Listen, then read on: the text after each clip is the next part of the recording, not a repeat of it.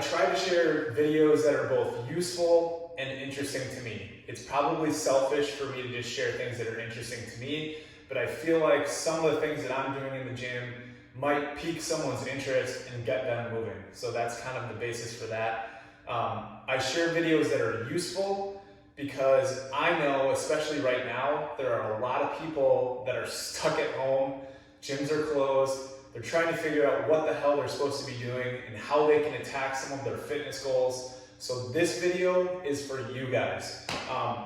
I'm very fortunate. I've got this fairly big gym, home gym, and I still to this day shoot videos that are stuck in a corner because I think that's where my mindset is at, is if I'm talking to you, the group, you're not gonna have a huge amount of space. So my theory is that, well, why don't I shoot something that's like worst case scenario so that you could take maybe a bigger space and go, well, I can do that anywhere. Or if you're stuck in that worst case scenario, you're like, oh yeah, light bulb, yeah, I'll go and do that. So pay attention. I've got a door, okay? Everyone's got a door of some kind, most of you do. We're gonna use this door to go over a few variations of single leg squats. I'm gonna work through what I would consider to be a beginner variation to intermediate to the full Monty. So if I was a beginner and I was, because I was a beginner at one point and I still am very much a beginner with a lot of things, but if I was a beginner looking to hone in on kind of the demands of the single leg squat and really bring that exercise back so that it was palatable for me and what I was capable of doing, what I would do, so I've got two door handles here. If you don't have that, you can just grip the door frame. But what I would do is I would swing one leg to the outside of the door. Now I'm in a single leg squat. As far as how far your foot should be from the door, that is 100% on you to play around with that and what feels comfortable. If I had to guess right now, I'm about 2 feet of my feet from the door, okay? So that feels comfortable for me. This knee can move forward without interfering with the door. This leg can slide on the outside.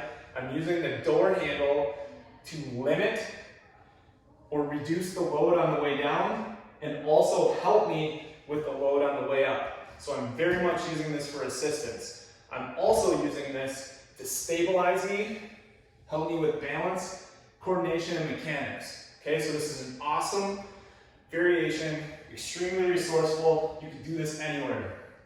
Now, taking it a step further, you could go with a pinch grip, or you could go with one arm. I like the pinch grip, whether it's all fingers or just 2 fingers, but your goal is to challenge the pattern, okay? So if it's too easy, you must go to the next progression. So in the spirit of that, let's do the same exercise with a focus on the eccentric or the lowering phase. So spend time going to the bottom, okay? If you can stand up with the same pinch grip, please do it. If you're at the bottom after that long eccentric descent, simply transition, one hand up, grab the doorknob, help yourself back to the top. Okay, so long descent to the bottom, spend a lot of time fighting gravity. I'll do it on the other side here. Spend a lot of time fighting gravity, tall chest, till you hit the bottom. If you can go up with the pinch grip, do it. If you need the handles, assist yourself. The last one, the second to last one is going to be long descent. Okay, so really let's focus on spending a ton of time in this eccentric stretch phase. I'm at the bottom. Now, I want to let go of the door, or maybe just slide my hands on the door to help guide me, okay? So, a little bit of assistance here. Can pancake my hands on the door, slide up, okay? The last one is the real deal. You're ready for it, okay? So the handle's here if you need it, but it's all the way down, and stand up. So hopefully those are really useful tips and tricks There's no magic here, guys. It's just choosing the exercise that's appropriate to your current fitness level, your current strength level, whatever your familiarity is with these movements.